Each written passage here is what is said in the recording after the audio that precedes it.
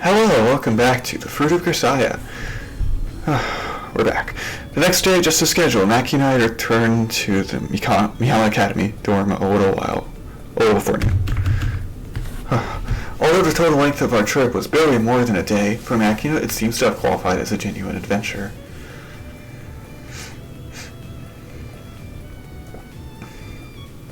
From the moment she woke up this morning, the girl was even more hyper than usual. She insisted that just heading back wouldn't be no fun, so after I deposited her in the tandem seat, we ate a quick breakfast of dried fish in a diner open early for the local fishermen, then drove around on a lightning tour of the major local sightseeing points.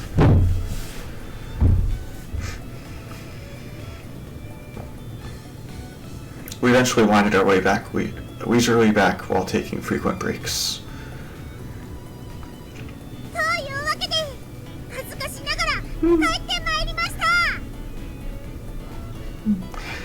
I don't understand what you're supposed to be ashamed about. It's not like we went to Guam or something, you know?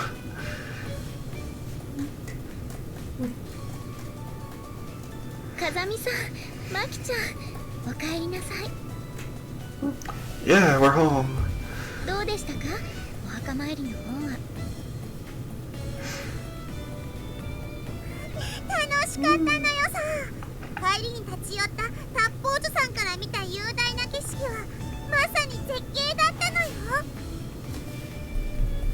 That's in Saipan. You climbed Mount Fuji, and we only made it as far as the 5th station.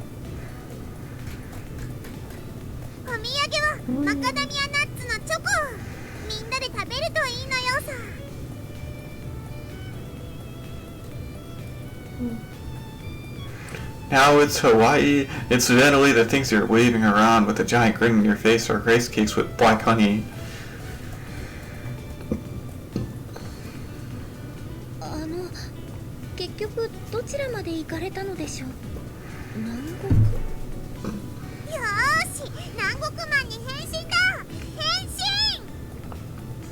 Don't start morphing into abstract geopolitical constructs.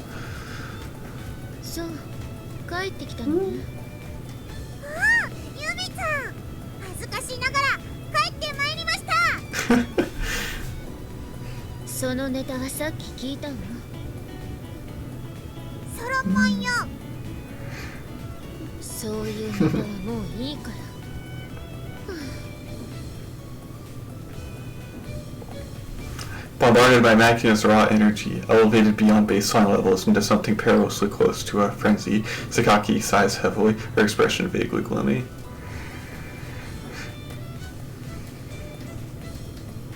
I can practically see the words, "The return of the troublemaker," rising up her throat, only to be forced back down through an effort of will.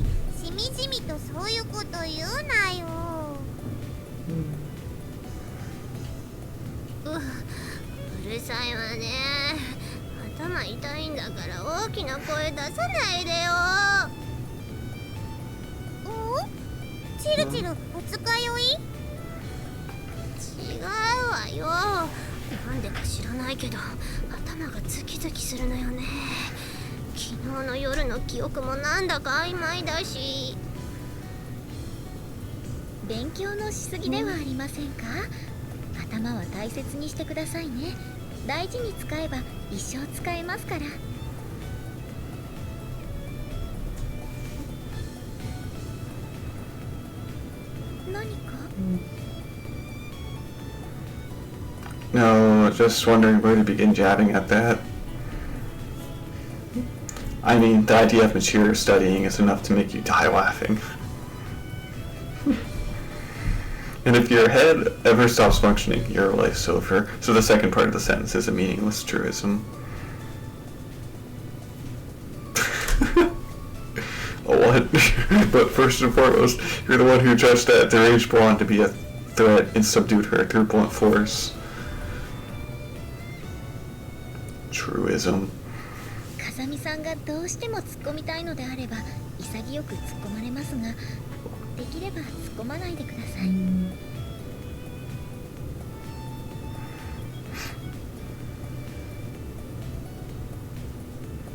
I see at times it's hard being a man. 何の話よ。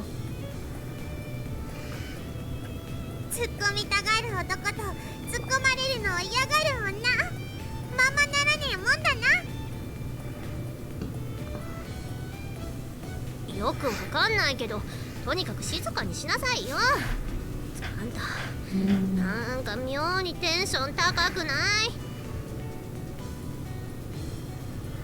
Well, it seems I put the girl to bed too early last night. She woke up at 4:30 in the morning today.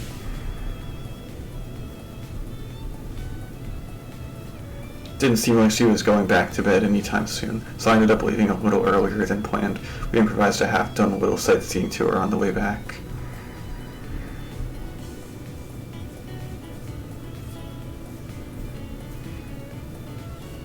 あんまり寝てないから無駄に。はい。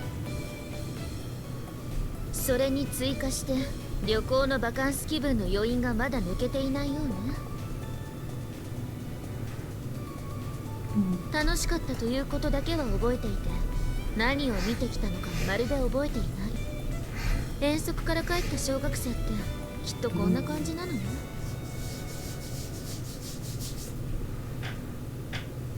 失敬だなお前。ちゃんと山にも行って湖にも行ってきたっつうの。 It was fun.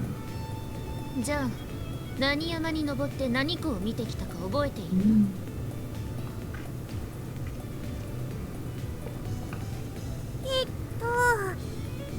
アポさんとおまか。 Once again, Makina's slippers squeak with unnaturally convenient timing. Huh? 今なんて言った？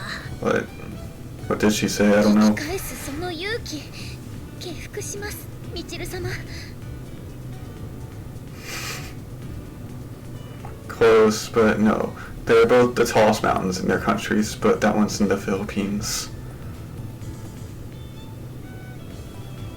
Also, I don't remember taking you all the way to South America. By the way, that lake really exists, so there's no need for the slipper squeaking.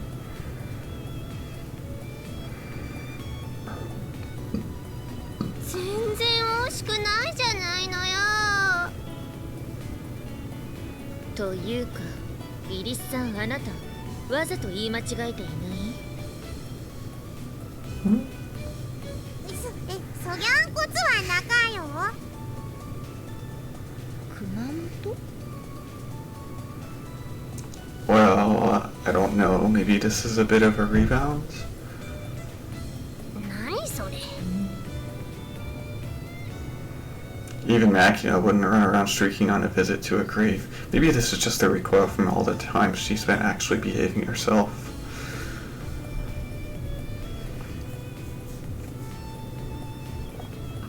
Then again, I did see a new side of her, so maybe the whole hyperact is an attempt at hiding her embarrassment.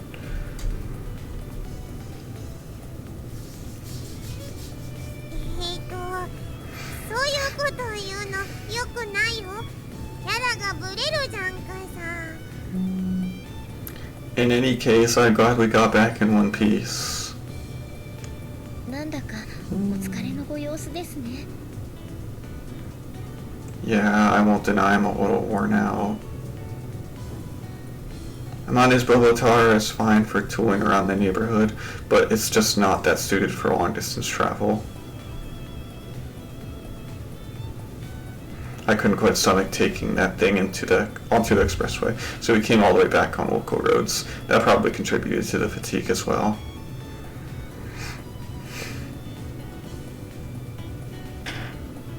お風呂にでも入られて少しお休みになられてはどうでしょう。いいね。私もお風呂入って寝る。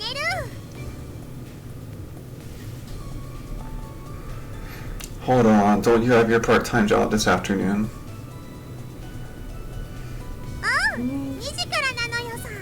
だからさっちん1時に起こして。分かった。1時だね。To be honest, I wasn't able to get much rest at all last night.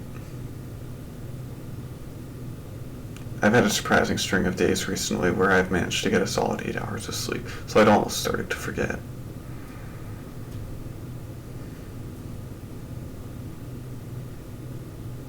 But I've never been a deep sleeper and typically jerk awake several times at night. Yesterday was a particularly awful example.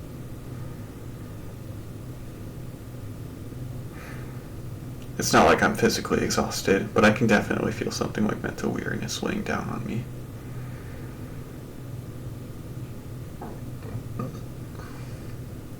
So after reporting our safe return to Amani and GB, I apply my eye drops and lie down.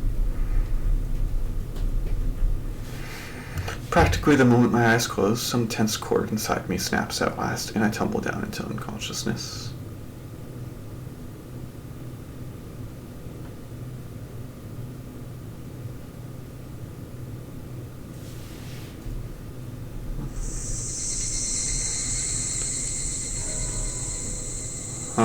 When I heard about the bombing, the sky outside had already grown pink, and the cries of cicadas were beginning to cool down the scorched earth. With a few hours of deep and dreamless sleep behind me, I walk out into the lobby, trying to shake off the slight lingering heaviness in the core of my head. Bombing? Encounter Sakaki there, glued to the television, and receive the unexpected news that a bombing has taken place in the vicinity of Mishima Camp Station.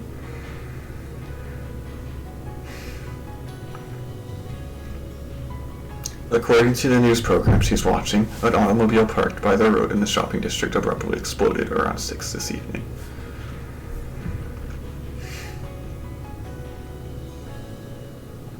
But that's not what I need to know right now. And is Makina alright? 現場のすぐ近くにいたみたいだけれど、無事だったみたい。でも However... 少し様子がおかしかったわ。多分あまり見たくないものを見てしまって、少しショックを受けたよ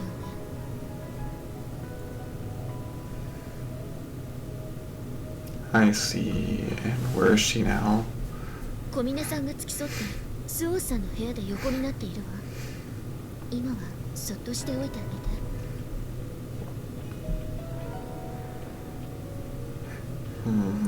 Alright. The word bombing means it wasn't an explosion caused by someone carelessly overturning a fuel tanker or some other accident of that sort.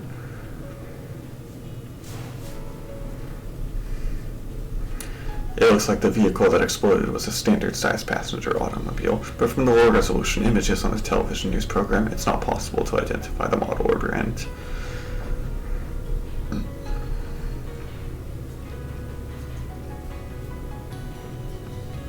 However, Sakaki is clicking away at her notebook PC as we're watching the show, and eventually finds a better quality photograph taken at the scene of on the internet.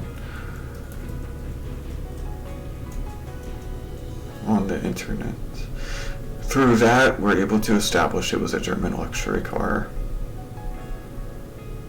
The vehicle had completely flipped over from the force of the explosives, but as a rule, German automobiles are built sturdy.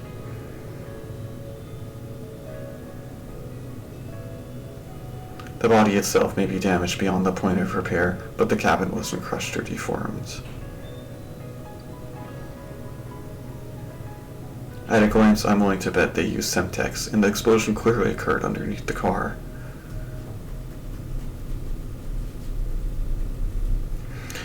Since the interior of the car itself wasn't blown apart, it seems likely that they used a shaped charge deliberately set to flip the entire thing over.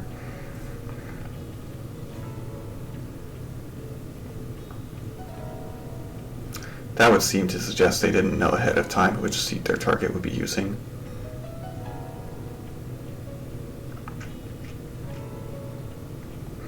Given such extensive damage to the entire vehicle, even if the cabin remained intact, there's no guarantee anyone would get out of the ensuing fire alive.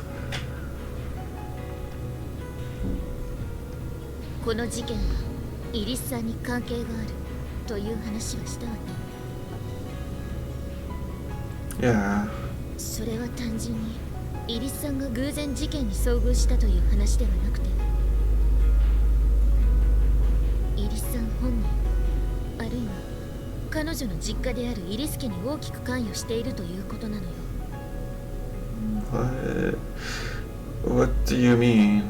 爆破された車はイリスさんの家の車なのよ。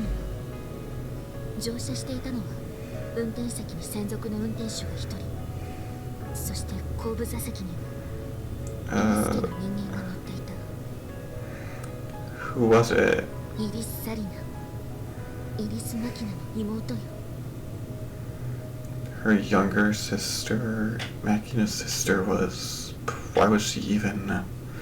ほら、三島崎の駅の南側に今新しいファッションビルが建設中でしょ。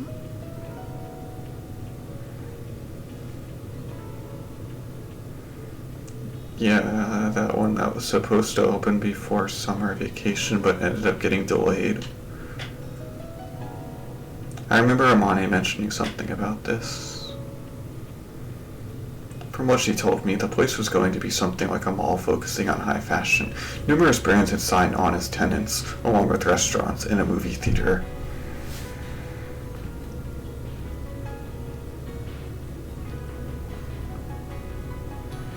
In particular, there were some foreign boutiques that would be launching their first stores in Japan there, so its upcoming opening was apparently generating some real buzz.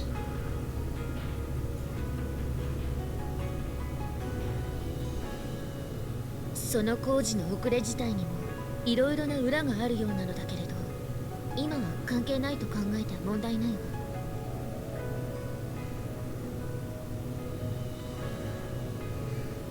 イリスさんの妹さんはオープン前のとあるブランドショップに買い物に来ていて、その帰りに事件に遭遇したらしいわ。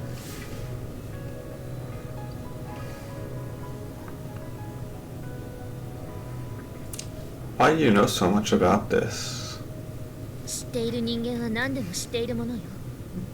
あなた、蛇の道は蛇って知っている？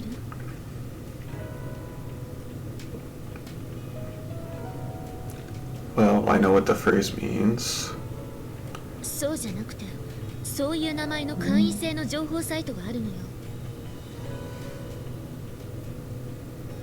今私が話した情報も、さっきの事件現場の詳細な画像も、そこからダウンロードしたものよ。I see.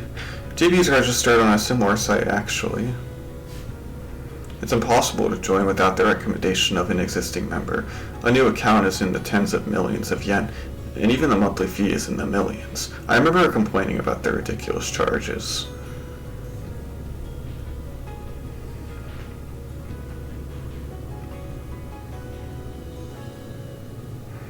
But for some reason, the stream of new applicants never seems to dry up. Come to think of it, it's a little disturbing that this girl already has a membership to a site like that at her age.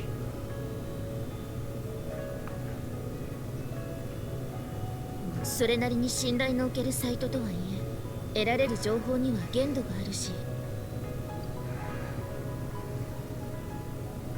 私のポケットマネーで得られる情報なんてたかが知れているけれど、その他の案件と照らし合わせて考えれば、イリスさんの実家で何かがあったと見るべきでしょうね。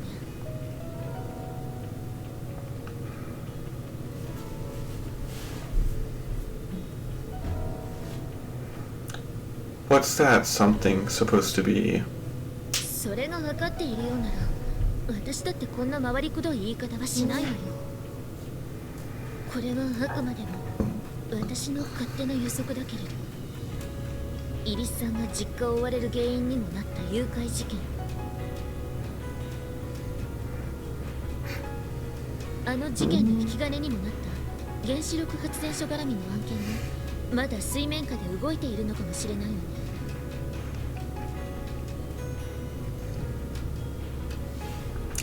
Hold on, Sakaki. You knew about Makina's kidnapping? 概要ぐらいはね。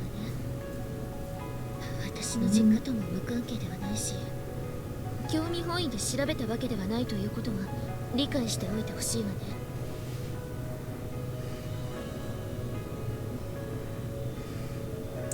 But I hadn't heard it was connected to a nuclear power plant. Makina's father was an accountant at the Ministry of Defense, wasn't he? How does that tie together? あなたその情報どこから？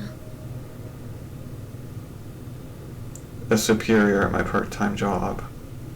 あなたのアルバイト先というのも私にはある程度予想はついているのだけれど、正確なところは聞かない方がいいのよね。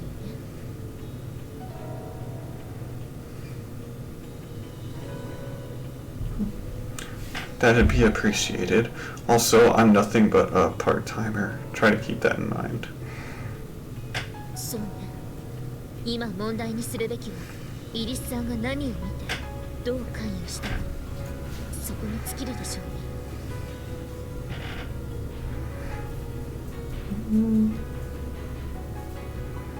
There's a sickening swell of uneasiness rising in my chest. What the heck is this? What's going on?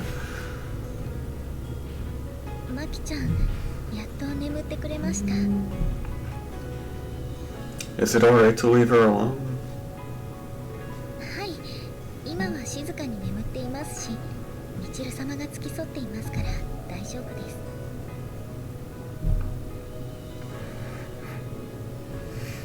一体何があったというの？彼女から何か聞けた？はい、詳しい話を聞くことができました。私はマキちゃんのことまだ何も知らなかったんだって、そう思い知らされました。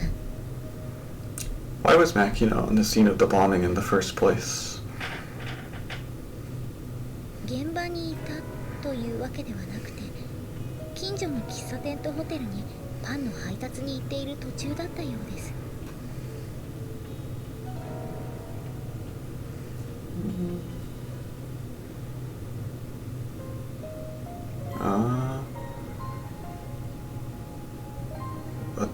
Makina was cheerfully humming her way down the street in front of the station, bags of fresh bread carefully cradled in her arms when she noticed the shrill, irritable sounding voice a little ways ahead of her. What is this? When she casually glanced up to find its source, Makina discovered that the voice belonged to a girl about her own age. The girl was walking down the sidewalk in the opposite direction, a man in a black suit following closely behind like an escort. Suddenly the format changed. Makina recognized that girl at once. It was her little sister. When the psychological trauma of Makina's kidnapping had left her unable to handle even the demands of everyday life, this girl had taken her place as the future leader of their clan.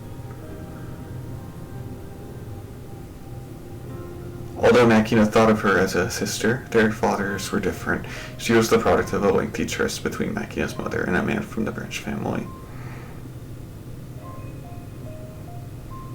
Unlike Makina, who took after her father with her own chubby face, her sister's features had always been more refined, strongly resembling their mother.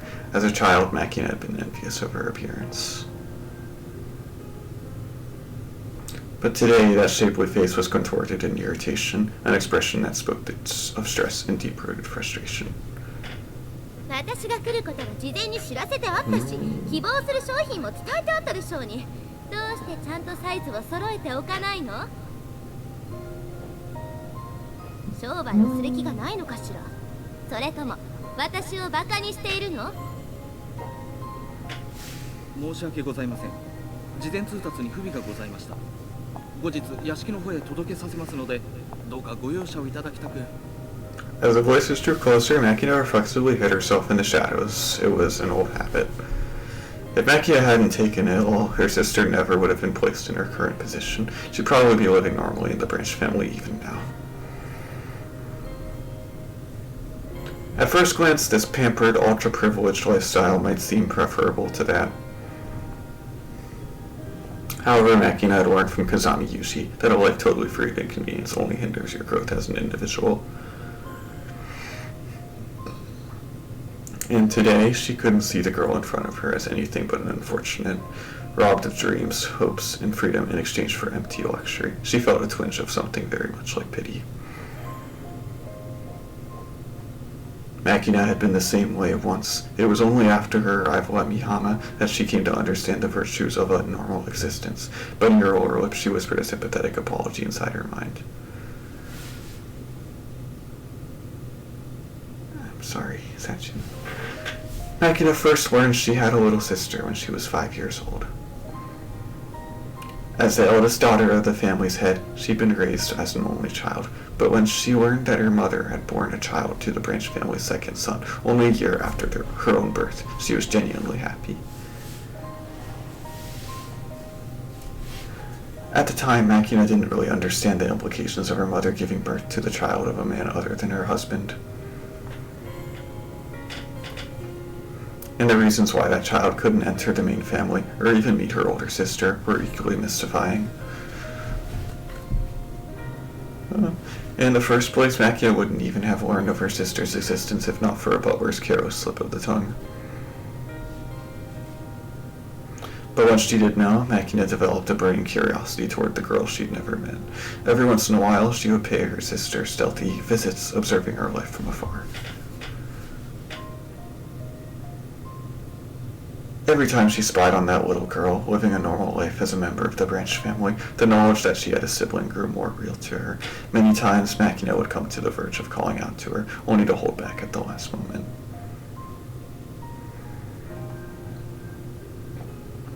Looking at her sister clinging affectionately to her stepmother's waist, innocently begging her, "Mommy," for some treat, Makina knew the sudden arrival of a big sister could very well shatter the girl's peaceful family.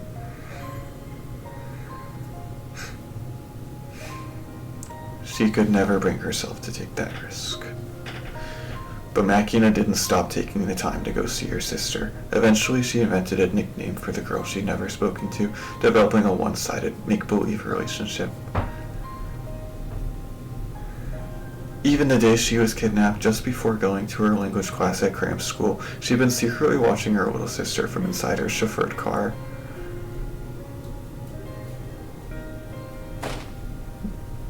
And that was the last time Makina had seen her sister. Only hours later, she was kidnapped, her father was killed before her eyes, and she was consigned to a life in the hospital that would last many years.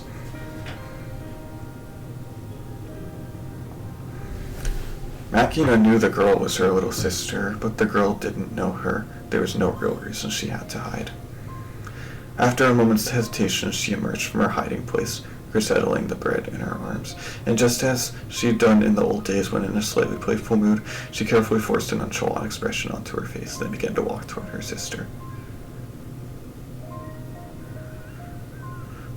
The man in the business suit behind the girl was burdened with countless bags emblazoned with the names of expensive clothing stores, no doubt the result of an almost rudely indiscriminate shopping spree on Sarina's part.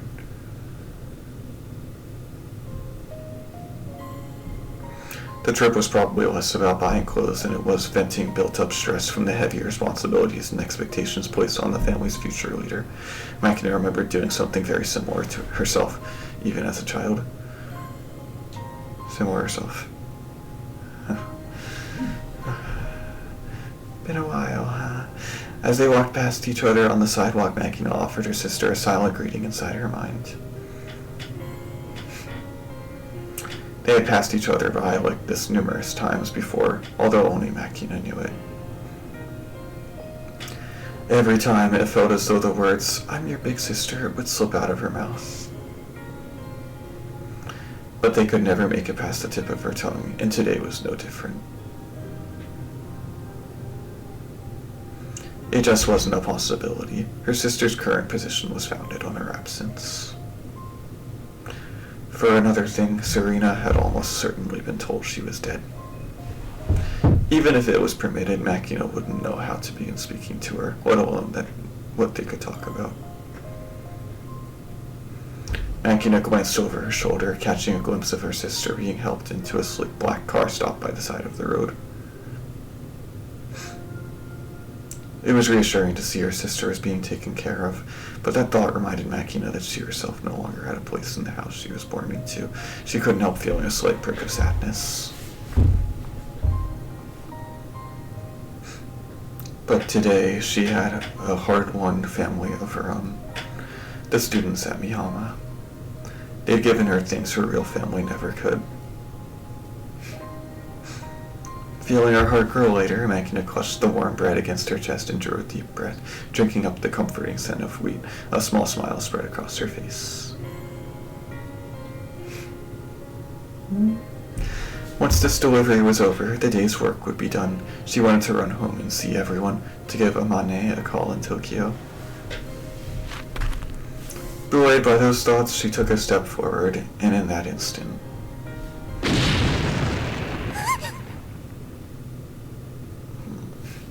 Makina felt a flash of heat against the back of her body, almost like a burst of powerful sunlight. Before she could even flinch, a thunderous roar rattled her eardrums so harshly it caused her physical pain. A fraction of a second later, fine particles of something like sand swept violently past her, flying down the asphalt like waves. And as the burning wind crawled over her, she saw the light downy hair on her forearm smoldering.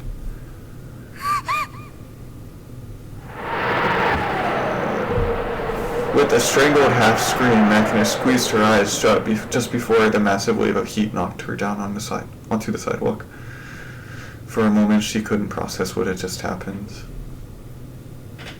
Crumpled on the hard concrete, listening to the grit sliding across the asphalt, the answers came to her slowly and haltingly, as it filtered through the translation of a clumsy interpreter. An explosion? It took a full 2 seconds for those words to float to the surface of Makina's mind. She picked herself onto her knees, disbelieving, telling herself it couldn't be, but when she turned around, she came face to face with harsh, undeniable reality. Her dumbfounded gaze found the luxury black sedan her sister had stepped into moments before. It was lying upside down, all but consumed in bright red flames. No, this can't be real. This time her mind couldn't catch up at all. She didn't want it to. She didn't want to accept the reality before her eyes. Just a moment ago, she'd seen her sister from the side, a slightly irritated expression on her face, so close she could have reached out and touched her. Many thoughts were circling frantically around inside her head as her mind tried desperately to make something like sense out of the situation. But it was all fragments, nonsense, noise. There were no answers she could accept. Somebody was yelling into her ear. She could understand that it was the voice of someone who was worried about her, still sitting there glued to the ground, but she couldn't muster the focus to decipher their words, much less respond to them.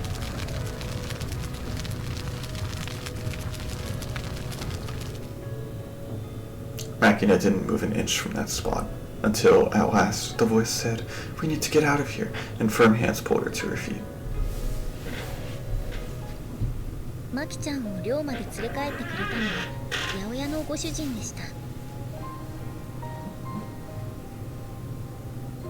最初は病院に連れて行こうとしたらしいのですが、マキちゃんが病院はどうしても嫌だっていうものだからここに連れてきたそうです。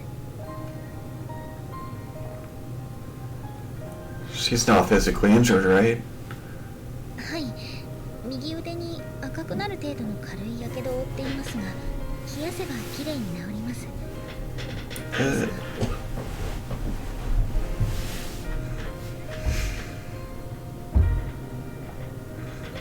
The psychological damage is going to be more severe. そのようです。こんな時、私のような女がただただ無力を痛感するわ。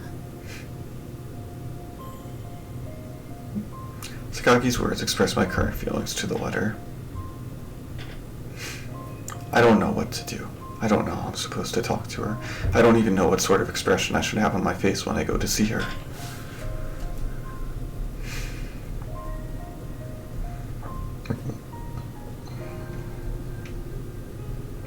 Approach this the wrong way, and I might well end up making things even worse. Thoughts like these rob us of the ability to even try.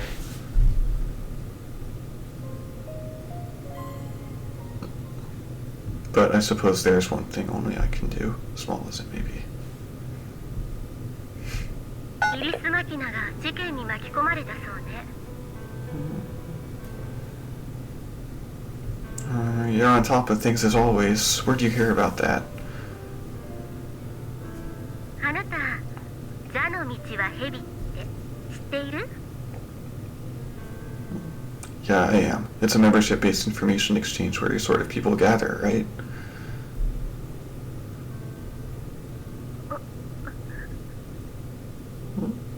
Something wrong? なんで知ってるのよ。誰に聞いたの？相変わらず油断のならない子ね。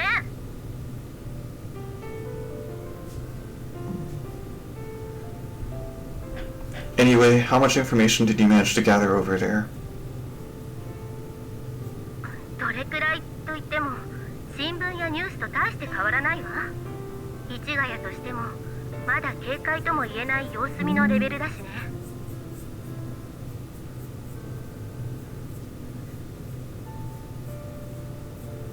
Yeah? Does that mean there's a possibility of initiating active observation in the future? それはあなたの知る必要のないことです。 Julia. そんな声を出してもダメ。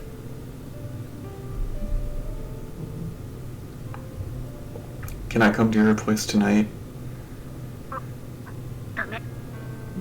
I just wanted to have some of your home cooking for the first time in a while. Still no good? そんなこと言ったってダメなものはダメなんだからね。 When you refuse me that stubbornly, it's as good as admitting there's a high chance the problem's going to get worse.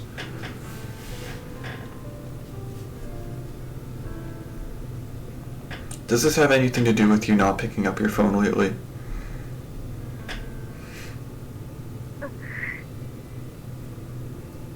The news shows seem to be pushing a theory that this was an act of terrorism motivated by the construction of a nuclear power plant. What's the real story?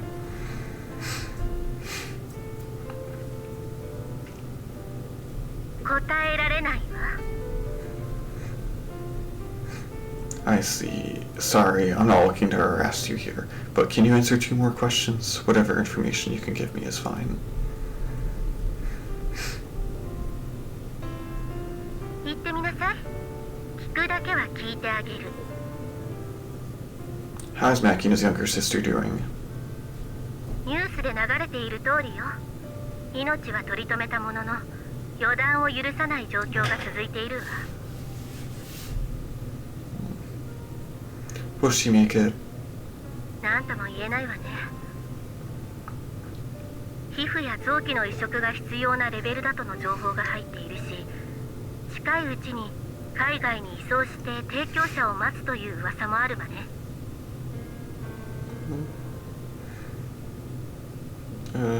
I see. 質問はそれだけ？ I don't want to think about that. No, there's one other on an unrelated topic. This is the one thing I really want to know. でしょうね。いいわ。言ってみなさい。 If Makina's sister ends up losing her current position due to her injuries, is there a possibility Makina will be expected to resume that role?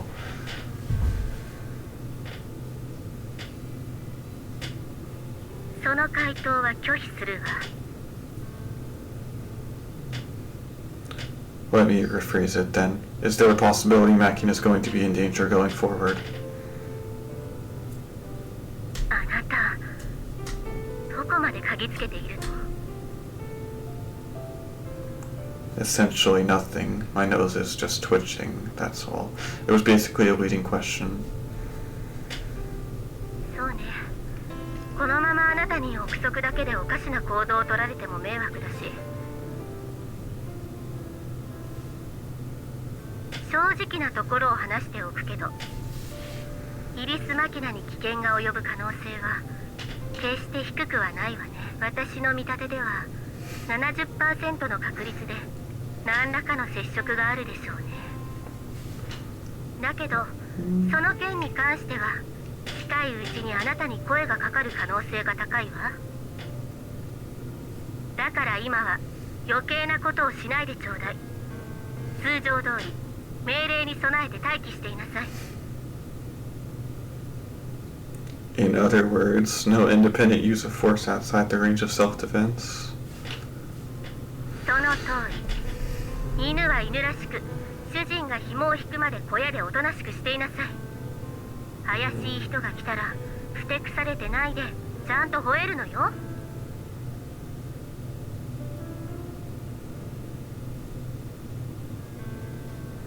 Can I really trust you on this? 飼い主を疑うな。それがいい犬の第一条件よ。あの朝子でさえ命令無視なんて数えるほどしかしなかったんだから。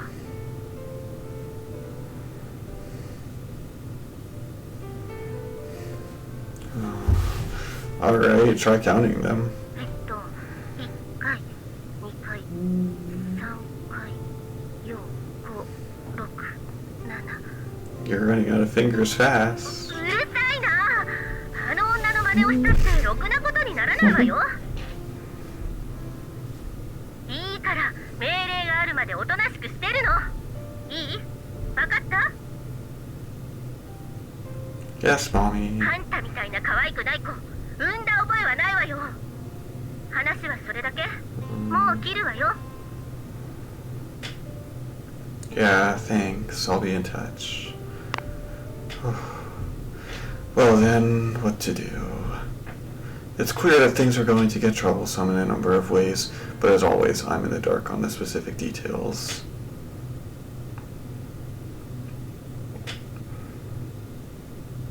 If JB is telling me to do nothing, that's probably the optimal choice at the moment. Even so, that doesn't make it any easier to accept.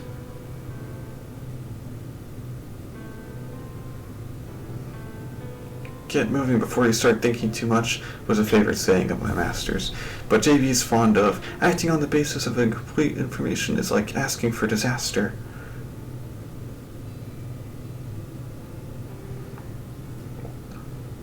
For now, it might be wisest just to stay at Makina's side as much as possible, while preparing myself for the possibility of an emergency.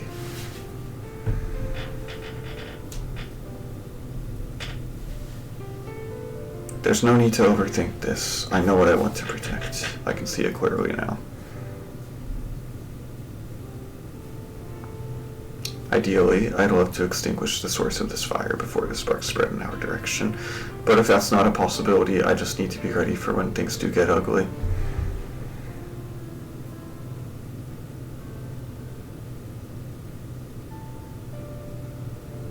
After all, you won't find many guard dogs with nastier fangs than mine. I've been sharpening these teeth a very long time for this exact purpose.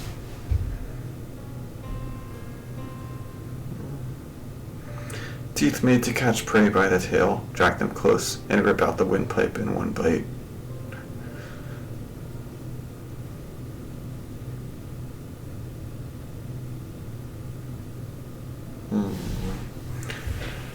Although hearing of her sister's survival calmed Makina down significantly, the events of yesterday are still painfully fresh in her mind. Oh, she shows us a brave attempt at a smile, but can't hide the weariness behind it. When the girl declares herself uninterested in breakfast, I enlist Sanchi's assistance. And together, we prepare a unique but nutritious mackerel pumpkin soup from Amani's recipe notebook. Makina refuses the meal with an almost frightened expression on her face, so I proceed to pin her arms behind her back as our reliable mate emotionlessly crams spoonfuls of food into her mouth.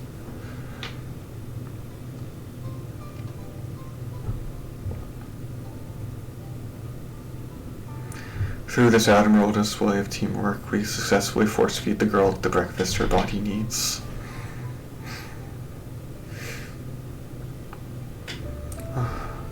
I know it might be a little hard to eat right now, but your injuries won't heal if you don't get adequate nutrients.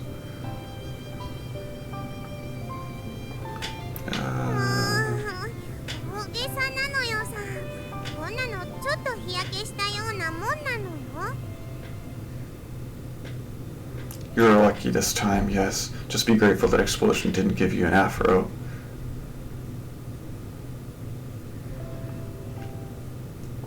It might sound like a joke, but the hot pulse of air from an explosion burns your hair starting from the tip, sometimes curling it pretty dramatically.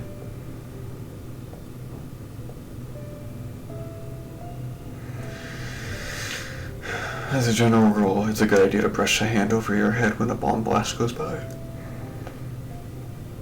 If it is not, cinders that used to be part of your hair will fall off like sesame seeds from a bun.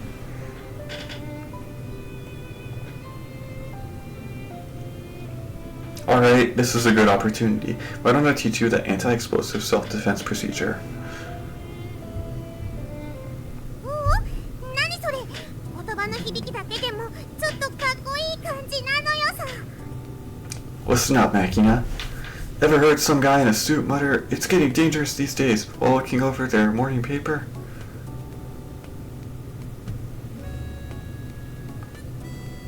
Well, that's not just the vapid catchphrase of self-satisfied middle-aged men who think they've figured out how the world works.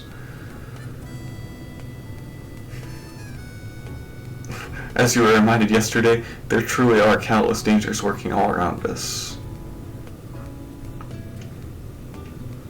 When such threats arrive, they arrive suddenly, and all too often we are completely unprepared to defend ourselves. Indeed, such complacent carelessness has become an unfortunate element of our national character. This is the very reason Japan has earned the disgraceful title of pacifist patsies among the major powers. Have I ever heard it called that? なんかまた面倒なこと言い始めたって思ってるけど、お首にも出さずに真摯に受け止めているふりをしておくよ。 Look, kid, even if you're thinking that sort of thing, it's better not to actually say it. ごめんよ。そんで、大爆はどうなった？ Okay, let's try this again. I'll now initiate you in the basics of personal defense against explosions. Listen carefully. The fundamental principle is, low to the ground. When an explosion's coming, get down first and think later. 爆発の危険を察知したら、まず伏せろ。 Indeed, go prone and get yourself as flat to the ground as you possibly can. With the exception of some specially designed charges, explosions naturally tend to direct their power upward.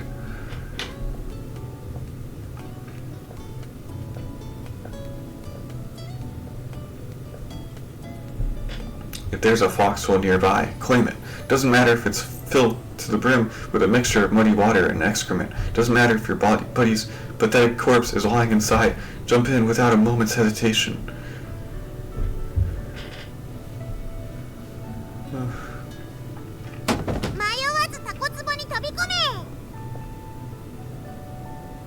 After this, assume the anti-explosive position. There's a small flap of cartilage in front of your ear hole called the tragus. Strongly press down on these with your thumbs to protect your eardrums.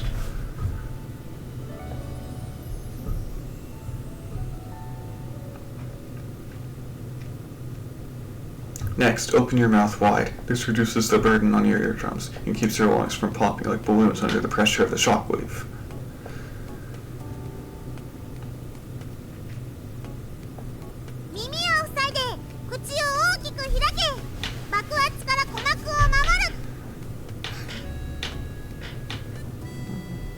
You've experienced for yourself just how powerful that shockwave is, so I'm sure you can understand. But don't underestimate that pressure. When the explosion occurs indoors, it's even more powerful.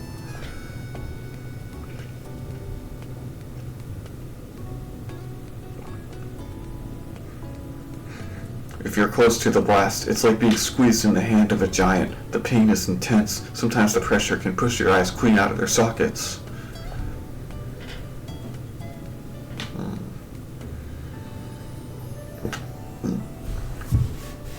While pressing the tragus on both ears with your thumbs, use the remaining fingers to cover your eyelids. Keep your eyeballs where they belong and defend them against the flash of the explosion.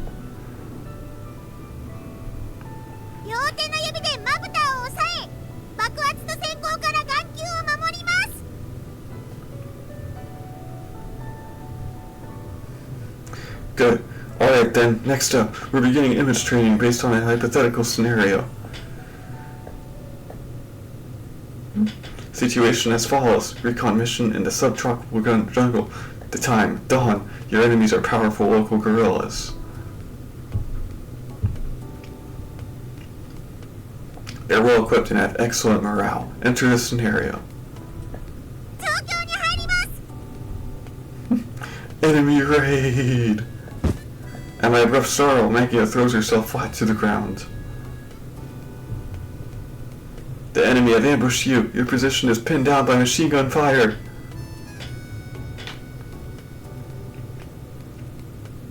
Don't raise your head an inch. Keep that chin nuzzling the ground and crawl along the ground to the trench visible ahead.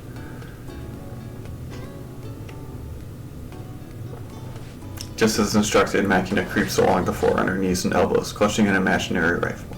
A moment later, she slipped her body into the space between the bed and the table.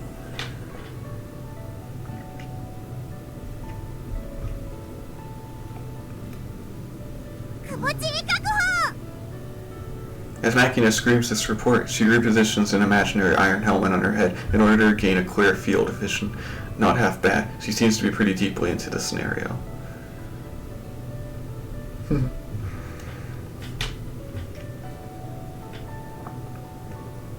Incoming from enemy position. M69, assume the explosive defense position.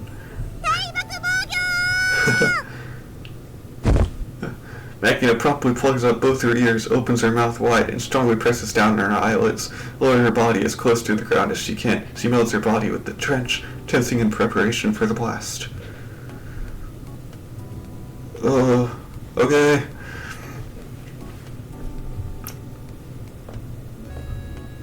Kaboom! You fool! Your rear end's sticking up into the air. Shrapnel has just robbed you of your left buttock. Get it down! Get that butt down!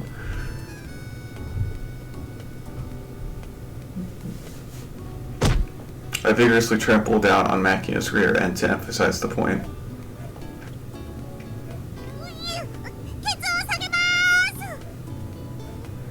Basic grenade technique is to throw at 2-second intervals. The next one's coming. Assume the explosive defense position.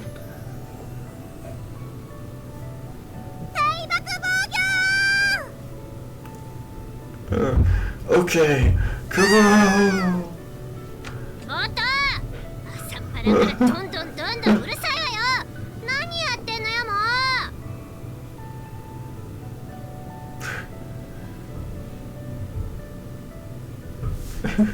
Just your typical early morning anti-explosives training. If you think of it as an expression of diligent devotion to national defense, doesn't this almost bring a tear to your eye? You're welcome to join in, Michiru.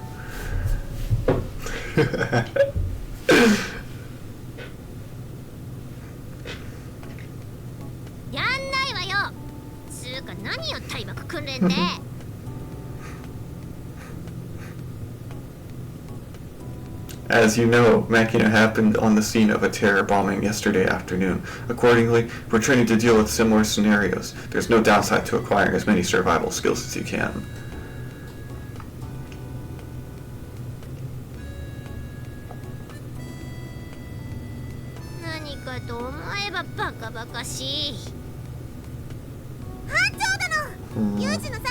Not.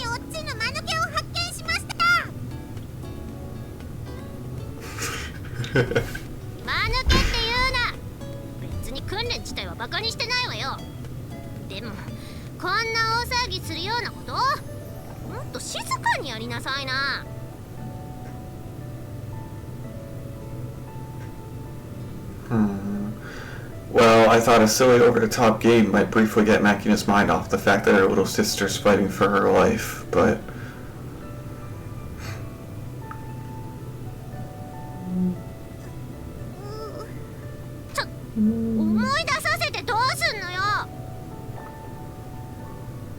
Sorry about that, Makina. Michiru says we're being too noisy, so it seems we'll have to call this training off.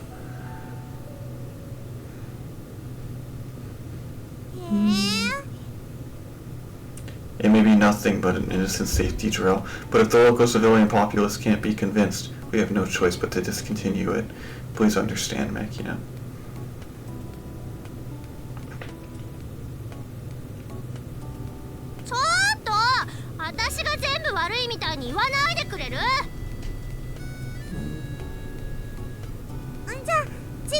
一緒にやる？それは。 Well, I mean, I do understand what you're trying to say, Michiru. In reality, the odds of any one person encountering a dangerous explosion in their lifetime are probably fairly low. It's more likely that this training will end up being meaningless.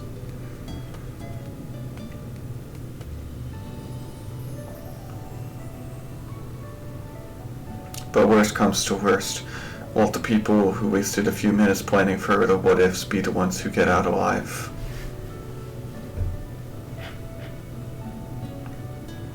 Isn't that what survival skills are? For example, Michiru, let's say you take a vacation abroad to a country where the fire laws aren't well defined or enforced.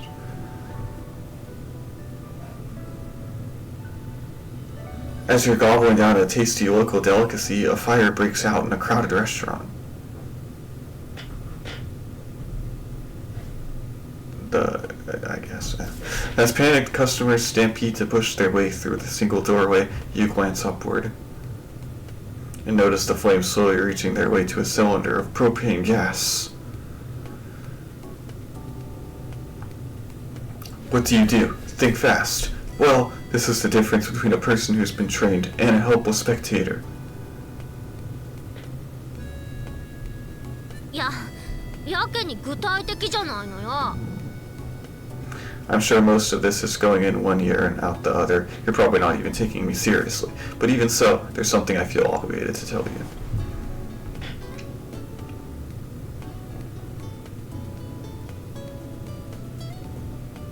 Those who laugh at the diligent self-improvement of others will end up crying in the end. Without fail, try to remember that.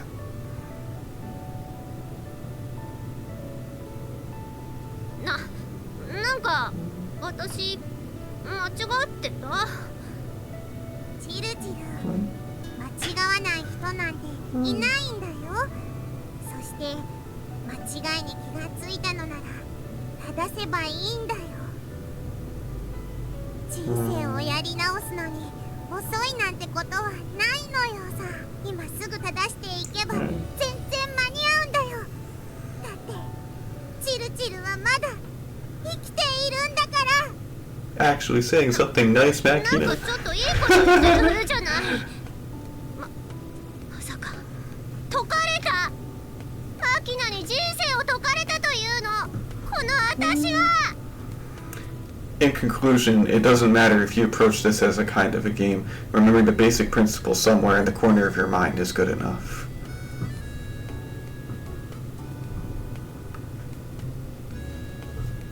Why not join our anti-explosives training, Michiru? すげえ。チルチルにって言わせちゃったのよさ。この男、口先だけで完全に一人の女を丸め込んじゃったよ。やっぱパパはすげえのな。 Didn't we just go over this? Even if you think stuff like that, don't actually say it. 私騙されてる？騙されてないよね。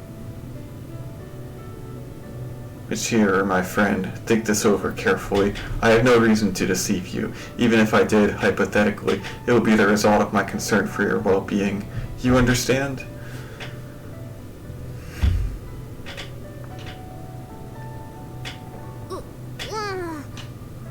すげえ。この男すげえ。 When we use the phrase sweet talking, the nuance is usually fairly negative.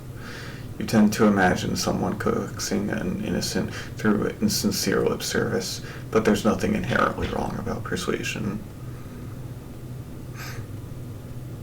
For example, if I sweet-talk Michiru into re-examining her values, I peacefully brought her around to my way of thinking. Isn't that an admirable alternative to conflict?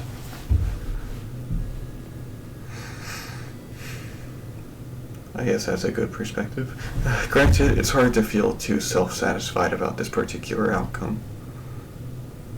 バカモー！尻の位置が高い！破片でケツ吹き飛ばされるぞ！ケツだけ先に故郷に帰す気か貴様！こーらー！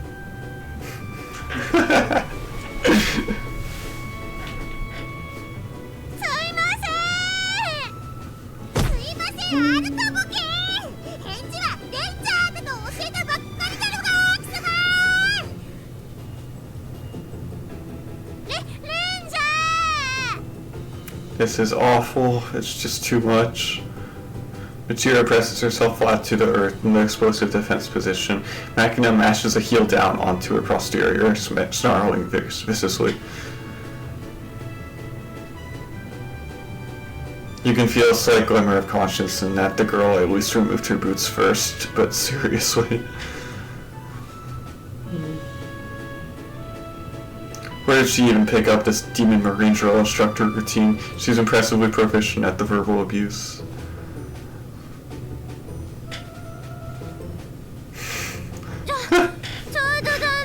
Oh, I don't know, Yuji. What's up? なんだじゃないわよ。あんたたちが普段やってるレンジャーごっこっていつもこんなことやってるわけ？ I wouldn't say always, but in general we engage in roughly similar activities. ごっこでしょ？ごっこよね。なんであの子こんなに本気なわけ？ Harsh training is a good thing. When you're actually in the field, isn't the thought, that drill instructor put me through worse than this, kind of reassuring? Approach your drills like battle, and battle like your drills.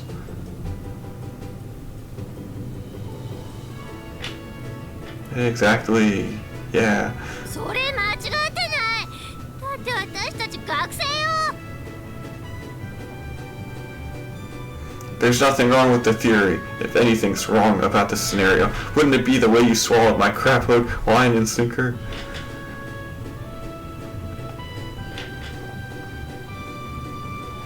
やっぱり騙されてた。どうした早速泣き言か。気合が足りないからそんな弱音が出るのよ。よーし気合を入れ直してやる。鏡跳躍30回。よーい鏡跳躍？頭の後ろで手を組んで片膝立てて右足左足って交互にジャンピングスクワットするのよさ。私が横でやるから真似するのよ。はい鏡跳躍よーい鏡跳躍よーいはいはい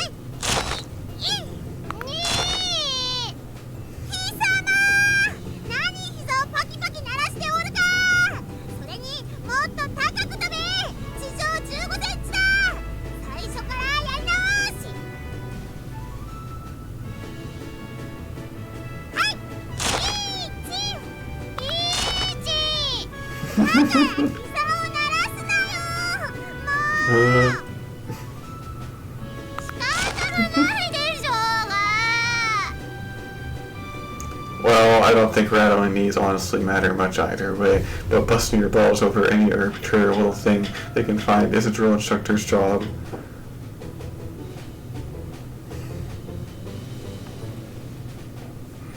The girl seems oddly professional about this, down to the strangest little details.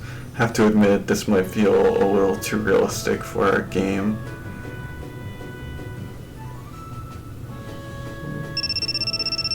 Makina, your cell phone seems to be ringing. 本当だ。誰からだろ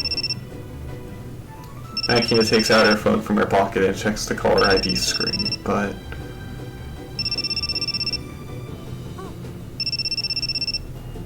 What's wrong? Aren't you going to answer that?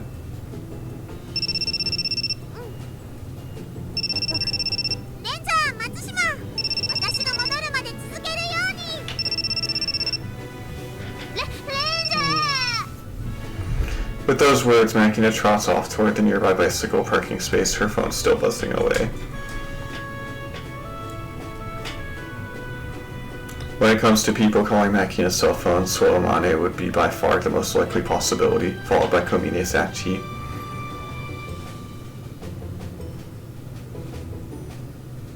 But if the call was from either of them, she'd hardly need to be so secretive about it.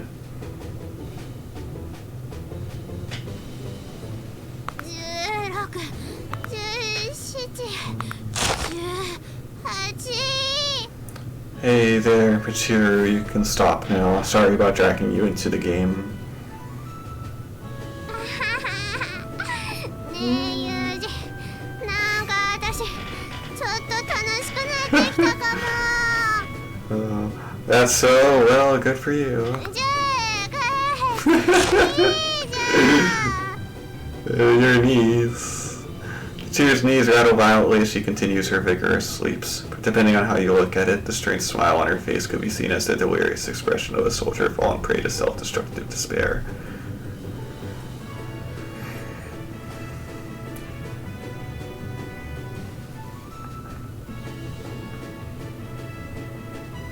I guess it's good that she's starting to like it. Well, whatever. This is pretty heavy exercise given the heat, so I suppose a bit of temporary lunacy isn't surprising. Heat and exhaustion often make people go a little off in the head. However, the person in question usually doesn't realize it.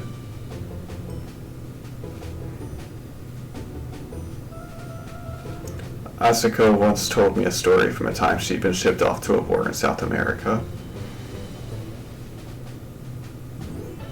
An unending heat wave combined with enemy bombings that came like clockwork every day had worn down her nerves to the point of numbness.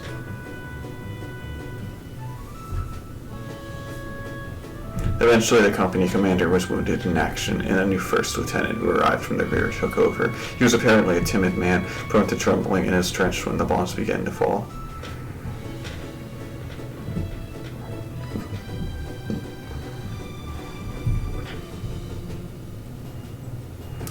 Asuko found his shaking so hilarious that she'd spent the entire duration of the attacks cackling uproariously. The lieutenant interpreted this as a sign of derangement and promptly had her shipped back home.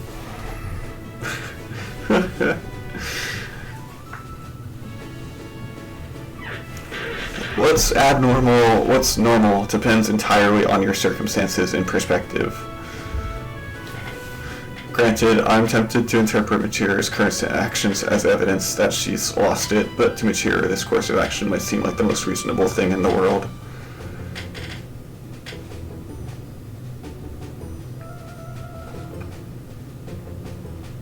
But just as I'm pondering this possibility, the girl suddenly stops moving entirely.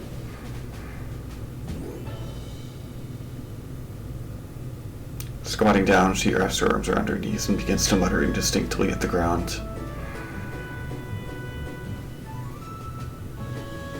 Given this heat and her clear physical exhaustion, it's possible that her brain's just melting in a stew of lactic acid.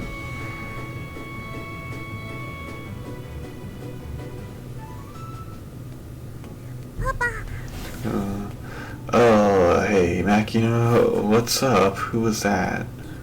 おじいちゃまから。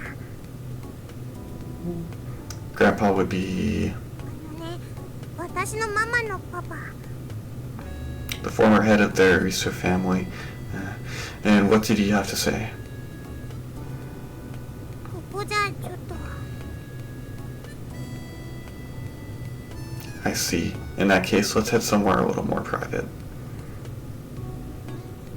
あ、ボス。 Actually, hold on just one second. Mind if I ask you a quick question before we go, Makina? うん、何？ What does the word apus signify? 知んない。っていうか、そこ気になっちゃったの？膝抱えてゴロゴロ転がってるチルチルじゃなくて？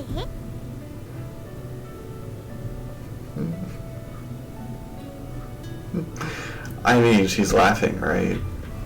じゃあ、いっか。よくないわよ。いった。もういった。あはははは。なんで笑ってる私。あはははは。 Michiru seems to have botched a landing and twisted her ankle. The heat and fatigue have clearly done a number on the girl. She laughs hysterically as though confusing pain with pleasure.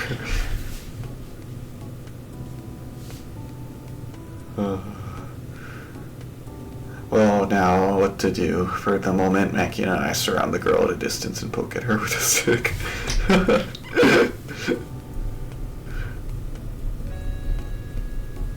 Fortunately, Anastasia happens to pass by a moment later. After we explain the situation, she says, "Leave it to me," and leaves the courtyard at a trot.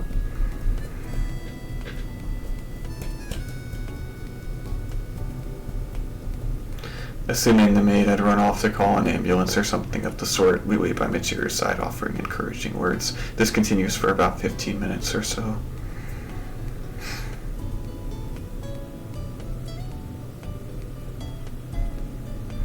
At long last, Sashi returns in a pristine white maid uniform, cheerfully singing, "Wee woo, wee woo," and proceeds to nimbly snap together a folding aluminum stretcher. She changed clothes first? I'm certain we're all thinking it, but nobody dares to actually voice the words. In any case, Makina and I go with the flow and entrust Michiru to our new nurse's enthusiastic care. Then offer our brave colleague a deeply sincere salute as she's rolled off on the wheeled stretcher like a cylinder of propane on a cart.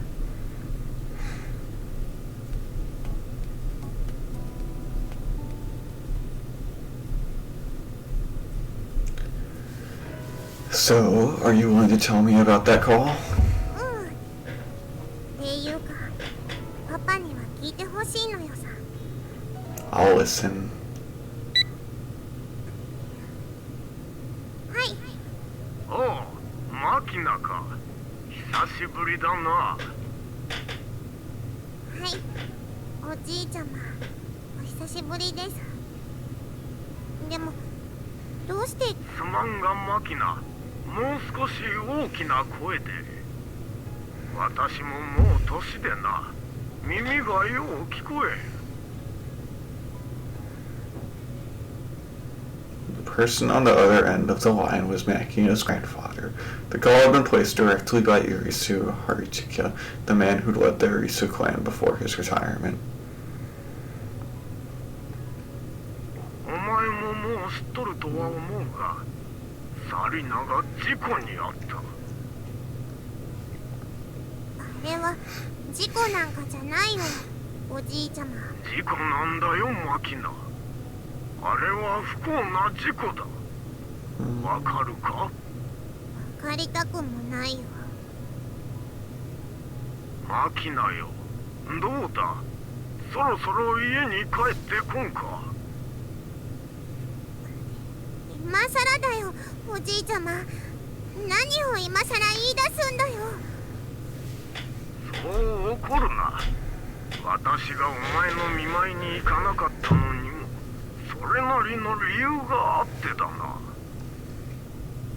それに、私はお前が退院したことも、先日まで知らされておらんかった。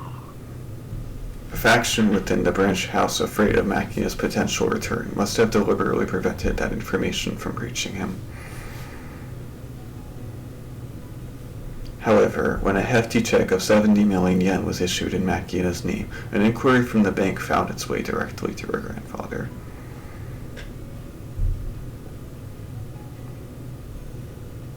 Only then did he learn Makina had been released some time before. 私は、お前が未だに廃人状態のまま、長期入院していると聞かされていたんだ。退院したのなら、なぜ顔を見せに来ない？ Makina struggled to find an answer to her grandfather's question. 正隆君のことを、まだ気にしておるのか？あれは事故だったんだ。Her father, the person she loved more than anyone else in the world, was gone. All that was left there was her nasty, high-strung mother, her grandmother, who used to stare at her with the cold eyes of someone contemplating a broken toy.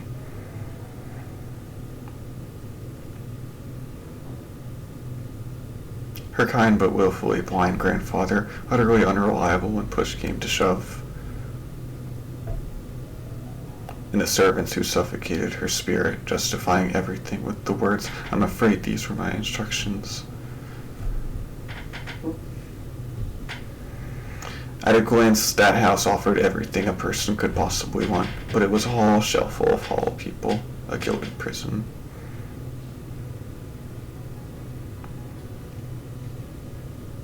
It was the sort of place where saying, I want to learn how to ride a bike, would result in someone buying you a purebred horse you hadn't even asked for.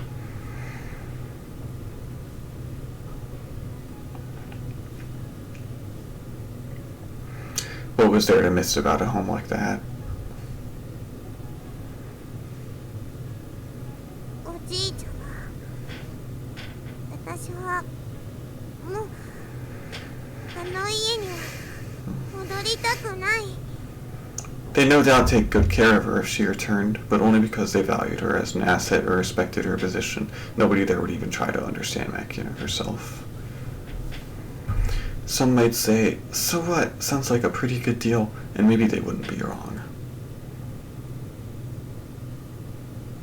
Others might say, you ran away from home, but you're still going to the school on your family's money, living completely freely. What right do you have to complain? And she couldn't argue the point.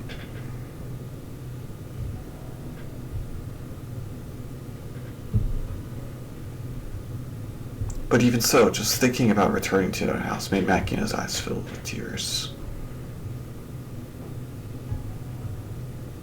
Everything that was precious to her, everything she needed to be herself, her individuality and personality, all such inconvenient baggage would be ruthlessly thrown away.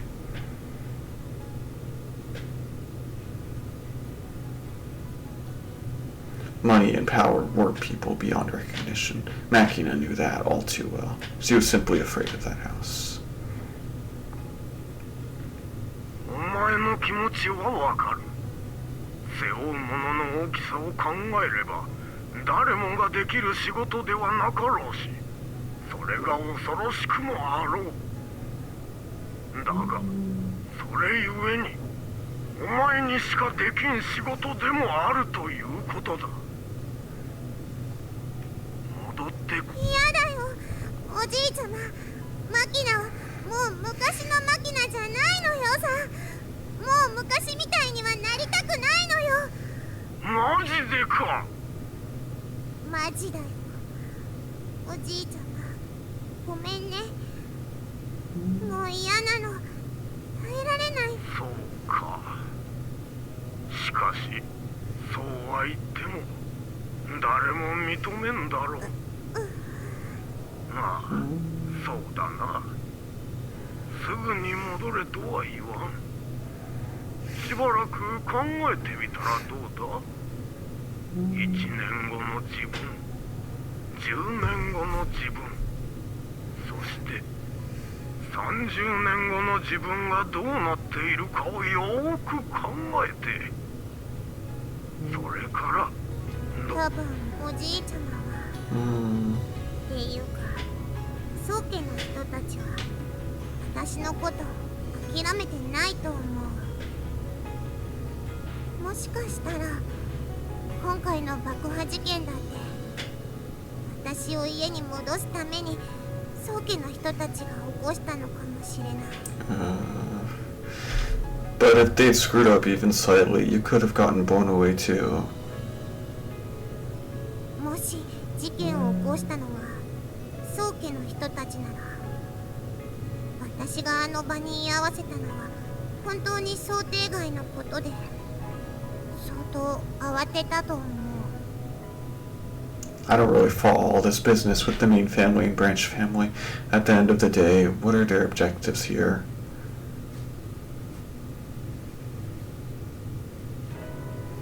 結局のところ、これは宗家と分家のお家騒動なのよさ。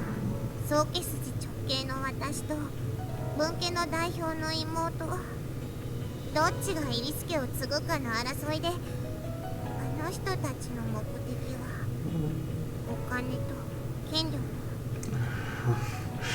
I'm not familiar with the exact details, but I understand the scale of the prize we're talking about here. The Risu family's long-standing assets extend to countless subsidiaries, both foreign and domestic.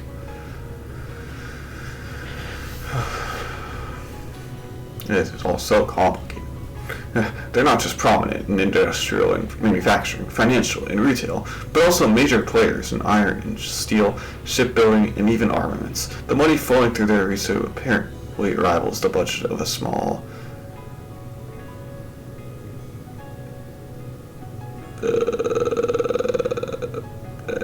A pencil made by the Irisu scratches down your name on a birth certificate in the government office. You eat food imported by the Irisu in your school cafeteria as you grow.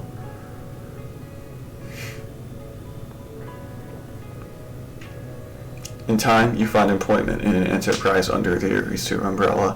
When you grow sick, you're taken to an Irisu hospital, and when you die, you rest under a gravestone manufactured by the Irisu.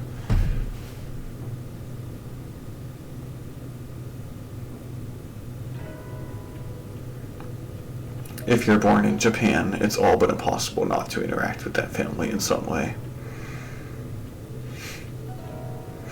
But despite this astonishingly wide influence, the name Irisu itself will probably get you a blank stare as often as not. The brands in their conglomerate include many household names, but the parent company itself is fairly obscure. They say those with real power don't tend to advertise it, like the old nobility hidden up above the clouds. And Irisu Makina, who stands to inherit the seat at the very top of this lofty house, is still in her teens, practically a child.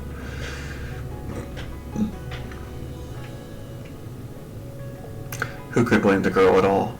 Who could blame the girl if she panicked in the face of that burden, if she ran away and tried to hide?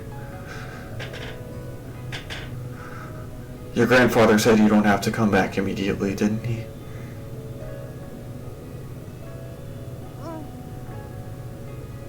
In that case, seems to me you should start by mulling this over.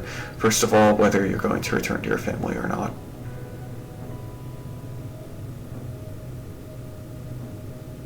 And once that's settled, figure out what you're going to do when you return, or what you're going to do when you refuse what you really want to do from now on.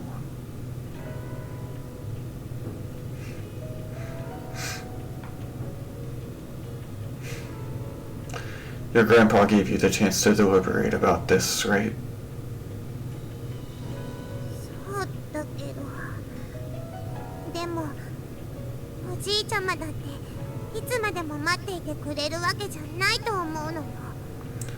Not a problem. I'll get you as much time as you どう need. やって？ That depends on how they want to play it. I haven't settled on any specific plans yet, but I'm ready to do anything I need to.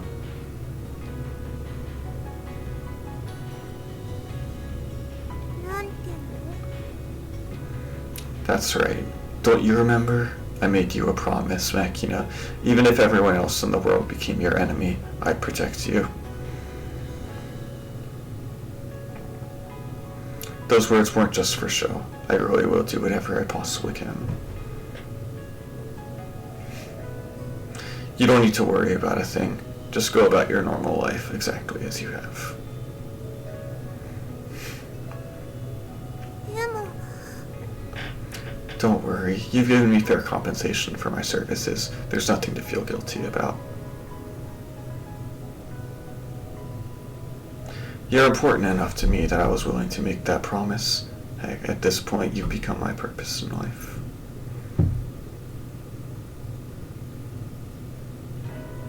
I'm living for your sake, and I'll die for your sake. I've been prepared for that from the start. In conclusion, there's no problem here. I'll kick the crap out of every last jerk stupid enough to harass you. You just sit back and see what a man who's found something to protect can do.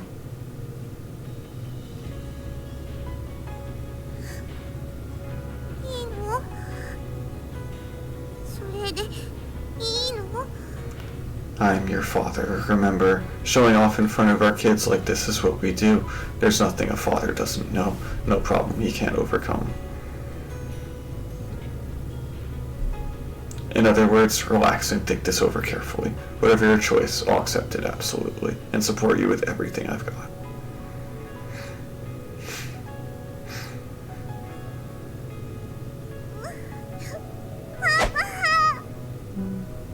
Overcome with emotion, even beginning to sob a little, Makina ducks her upper body low to the ground and rushes forward. A split second later, her forehead smacks into my solar plexus with a solid thunk.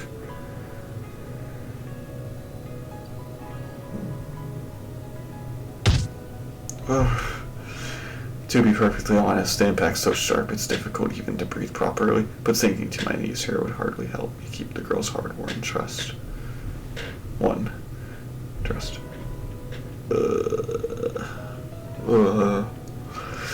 With an extremely strained attempt at a smile, I grab hold of Makina's fuzzy little head and squeeze her tightly against my chest, strongly, very strongly, in the protective bear hug of a reliable parent.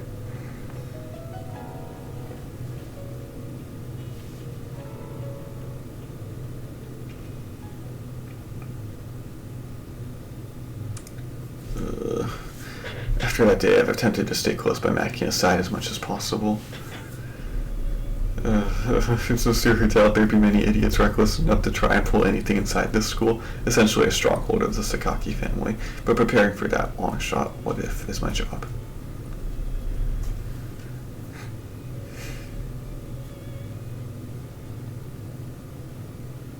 Fortunately, I've been trained in guarding someone without even allowing them to realize they're being protected.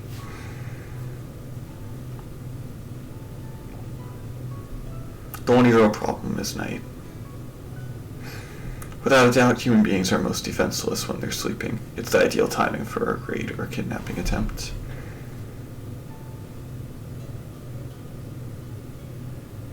And even I'm not capable of staying awake constantly to protect the girl as she sleeps. As the single, simplest countermeasure, it would be ideal if I could arrange to spend my nights with Makina, but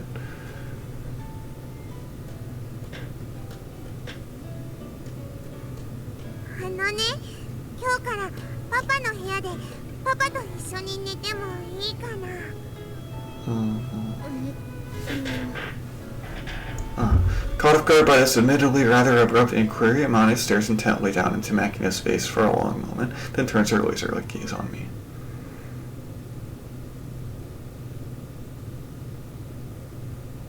Makina's expression is unusually serious, with no hint of the standard messing around.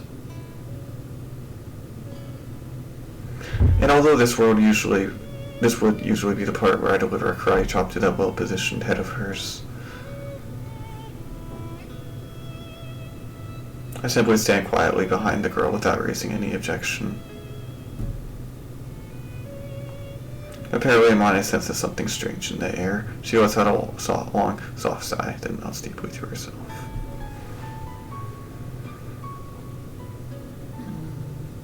Makina, あんた自分が何を言っているか。あんたが決めたのなら、私は何も言わない。でも、一度決めたのなら、ちゃんと最後まで頑張るのよ。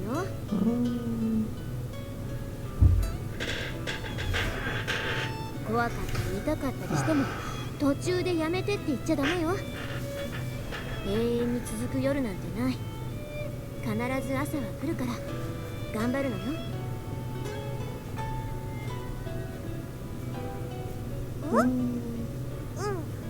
頑張るけど。ユージもマキナが痛がってたり苦しんでたりしたら自分の都合ばっかりじゃなくマキナのこともちゃんと考えてあげなきゃダメよ。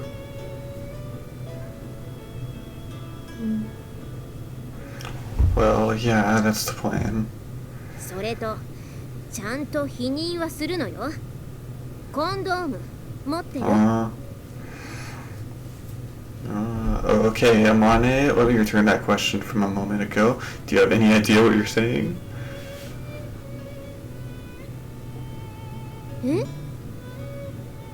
What doesn't cut it, woman?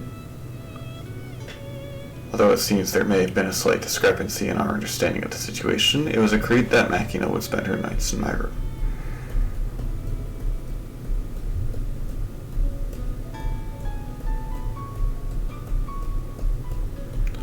Okay. Regrettably, my room only has one bed, and it's a single. It wouldn't be so bad to huddle together for warmth in the winter, but at this time of the year, the idea is not particularly appealing.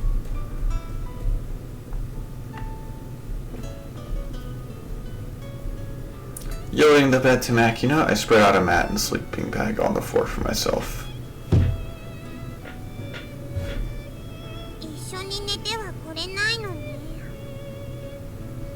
No, I'm not. A little hot for that, don't you think?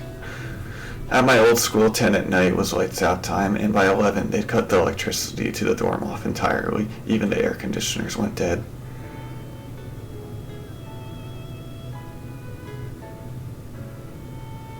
In other words, I'm fairly accustomed to sleeping under hot and stuffy conditions, but there's hardly any need to go out of my way to recreate the experience.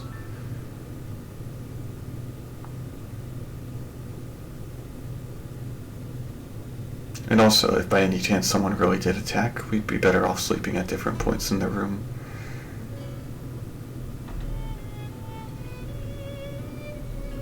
Attack Team A probably leads off by knocking at the door. Just as I'm getting up to reach for the knob, they blast the lock, upper and lower hinges with simultaneous shotgun fire.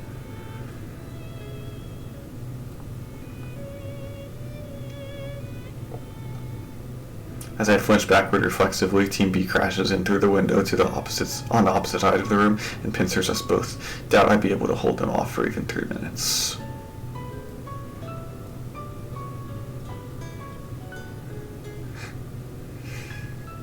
Compared to me and Makina huddling together in one bed where we can easily be encircled, dispersing ourselves on the bed in 4 expands the area that has to be targeted, giving us more options.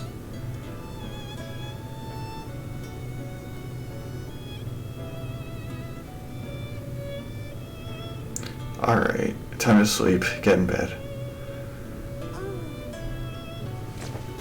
Mumbling our approval listlessly, Makina turns around to face away from me, then abruptly begins pulling off her clothes on the spot.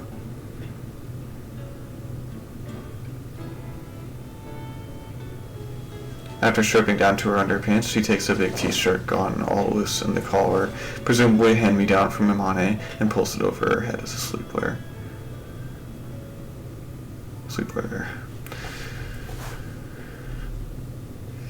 Might be a t-shirt to Imane, but on Makina it's a one-piece dress. Resisting a sudden urge to smile, I open my window and drape the towel I use after my shower outside to dry.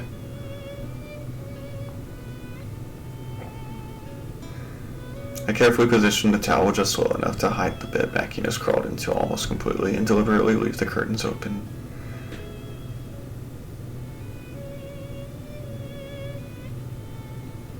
For anyone out there interested in observing this room, this strip of fabric will present a simple hindrance.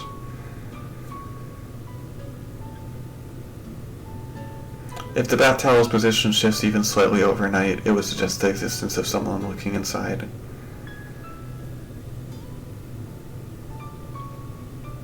The degree and direction of the movement could even help determine the point from which they're observing us.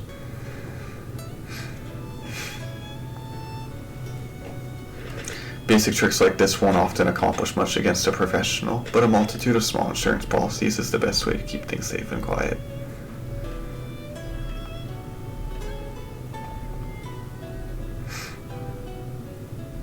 I'm turning off the lights. A sliver of pale light streams into the room from the streets outside. There's no sound but the chirping of insects. Somewhere far away, the cicadas are still singing.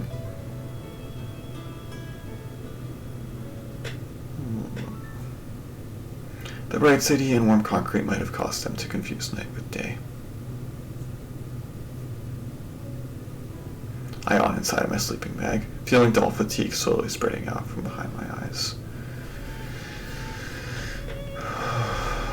Going to bed at this hour should mean I'll wake up briefly around 2:30 in the morning. I'll check up on Makina, then go back to sleep for a few hours.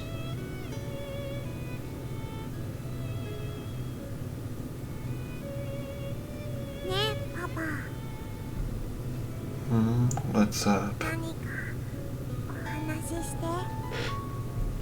Why, again? You have anything specific in mind?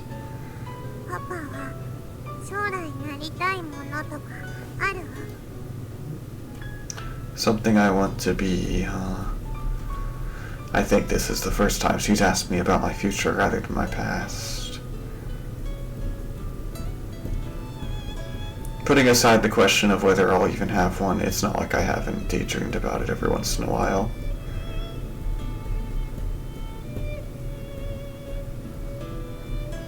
But even so, there's a collar on my neck that isn't coming off till I'm dead. Taking that into consideration, the number of paths realistically open to me are severely limited.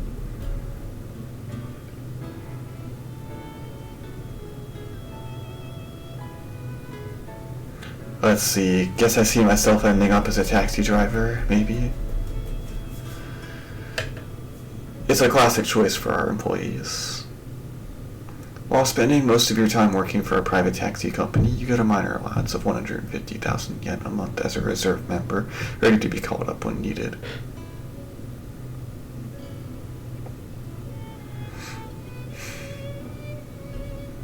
The jobs open to an employee on the reserve aren't strictly limited, but ideally they want you in a position where you can respond quickly to an emergency summons, and from that perspective, a taxi driver is probably the best possible option.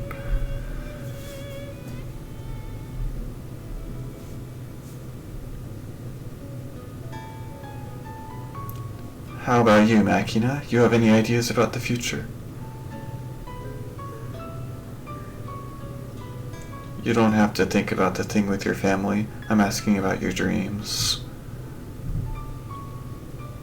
将来なんて考えたこともなかったのよさ。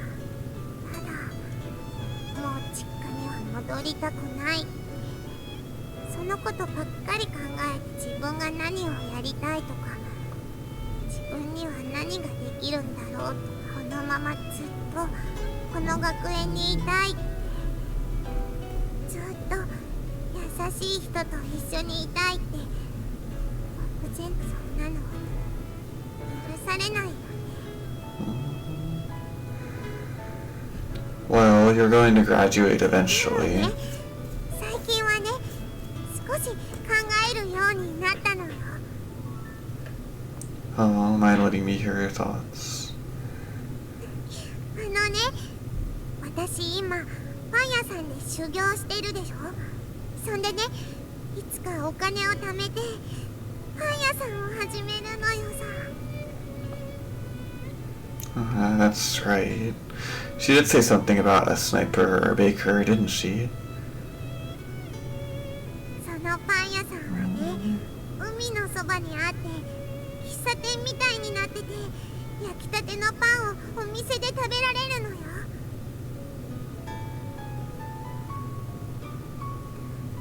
でね、美浜を卒業した後もみんなが気楽に来れるお店にしたいのよさ。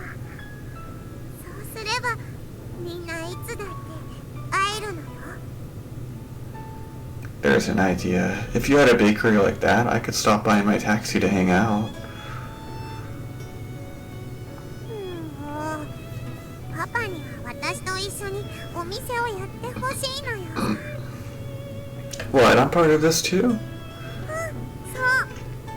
私がパンを焼くから、パパはコーヒーとか紅茶を入れる人。どう？ I see. Yeah, I guess that kind of life wouldn't be half bad either. だろう？きっと毎日が楽しいのよ。ずっと楽しいのよ。 Yeah, almost like a dream. I don't know exactly what kind of life Makina's lived up until now. But I do know a little about the Irisu, a family of immense power that stays behind the scenes, constantly maneuvering deep below the surface of society.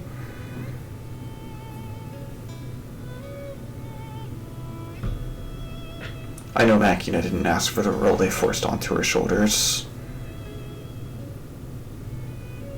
Even as a child, she sensed something strange about the world she lived in, so clearly different from that of others her age, and in time, she came directly into contact with the foul corruption inside her own family.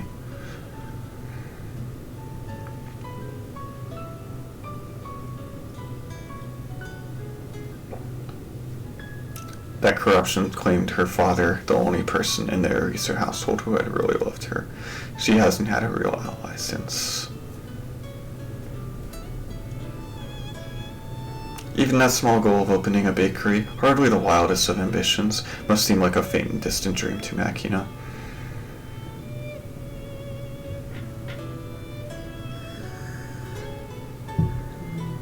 Makina's hopes for the future had stayed hidden away deep inside for some time.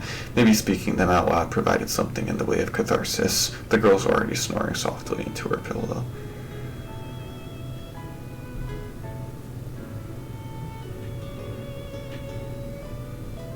If my child has dreams, I won't spare any effort to help make them happen. That's my rule now.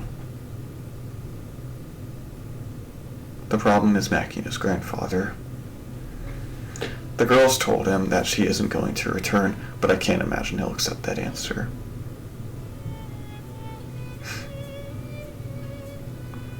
Makina wants nothing to do with the Grisaia clan anymore, but simply declaring that won't bring this to an end.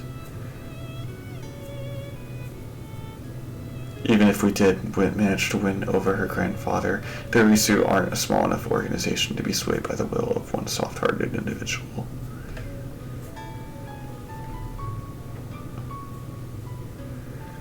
It was too late the moment the old man learned she was in good health. Makina will be dragged into a power struggle, whether or not she wants any part of it. There's no longer any room for doubt.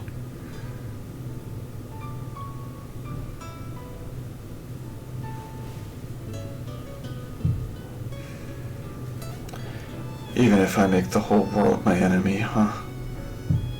Might have gone a little overboard with that one. But there are some things a man has to do. I've made my decision, and I'll carry it out, even if that means tearing the chains off my neck and becoming a stray.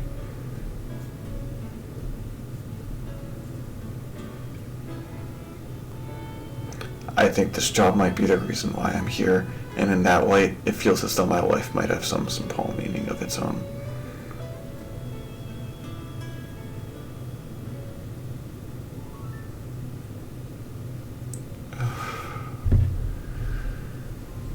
Jeez. Yes. This new situation with Makina is indeed scaring me. Bye.